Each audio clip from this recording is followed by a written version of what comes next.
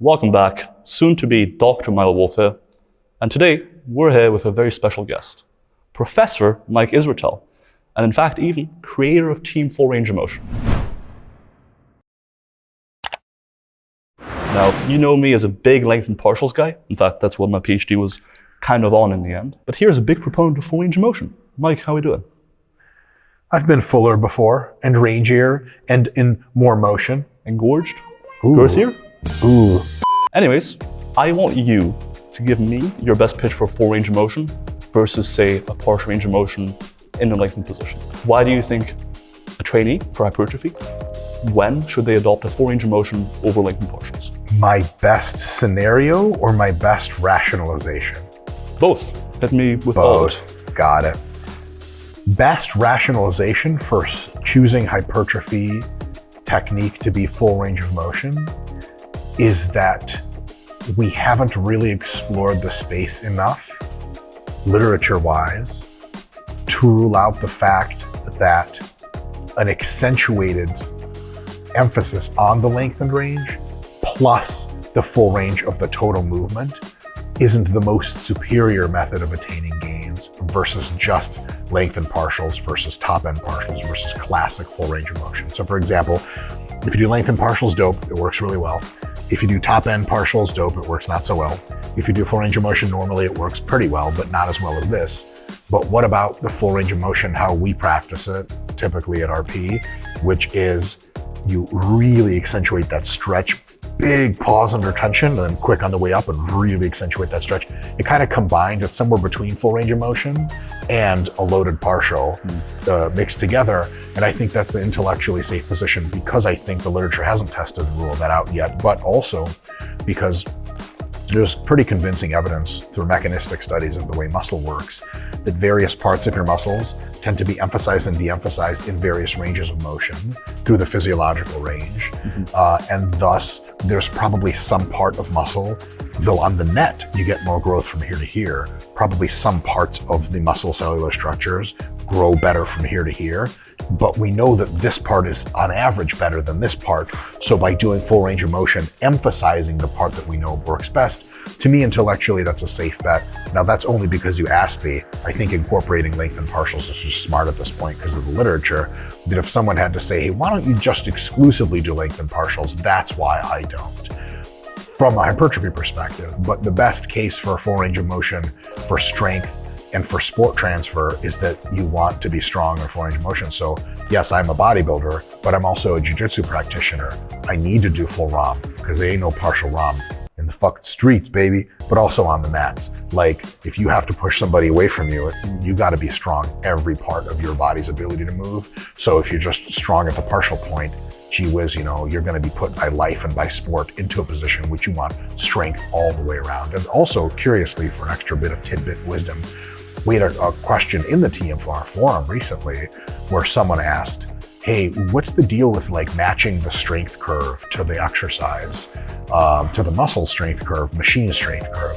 And I said, honestly, for hypertrophy, the way you do it is you just do what's best for hypertrophy, which seems to be lengthened bias, maybe with a full ROM, maybe not. But my answer was, if you are a sport athlete, or especially if you're like a grappler or something who needs true full body strength, choosing movements that match well to the strength curve is actually really smart because then you're not biasing any part, and thus you have no weak points. You're fully strong in every part of your range of motion. That makes a ton of sense. To get back to the hypertrophy question real quick, we do have studies looking at regional hypertrophy, like more proximal versus more distal areas of a muscle. And generally, at least from what I've read, there doesn't seem to be a huge difference between, say, full range of motion and lengthened partials. What is your take on that? Do you think it's the fact that maybe the studies haven't looked at sufficient regional hypertrophy data?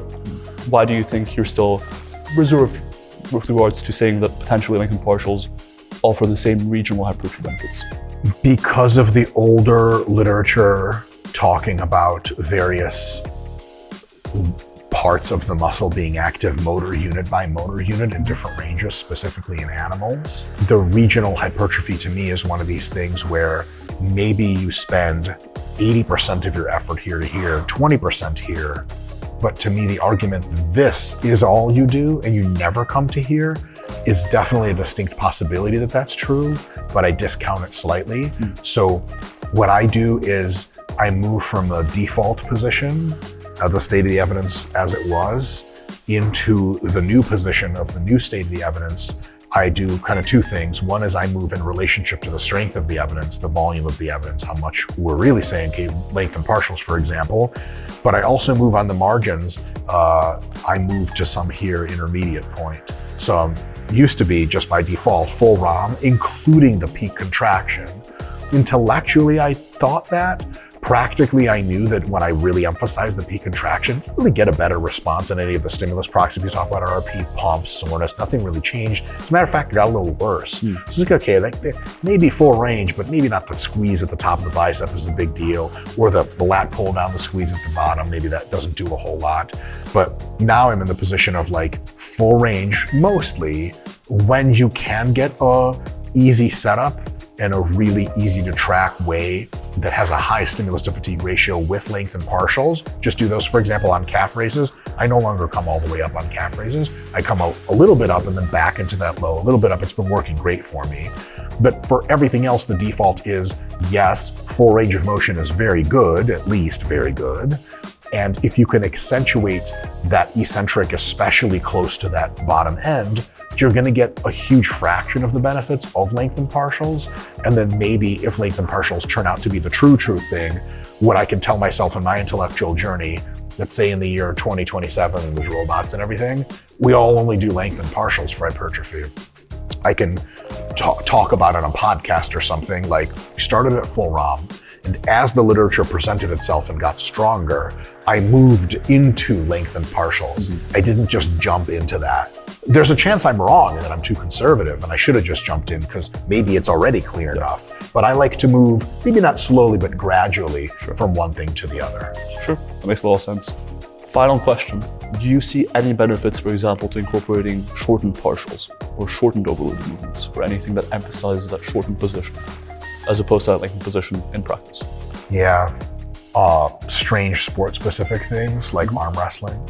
A lot of the times, like there's all kinds of technical moves that occur at this range, and you're gonna wanna be really strong at this range. Also, in biceps flexion, you're not very strong at this range. And there's some neural technical abilities you have to develop to be really strong here. Because most people, they're strong here, not so strong here. When you go from here to here, it's kind of like there's a mind-muscle connection loss almost. Like, I don't even know what I'm doing here. For shit like arm wrestling, I think it matters. Obviously, accommodating resistance in equipped powerlifting, where the bands make it easy at the top, hard at the top, easier at the bottom.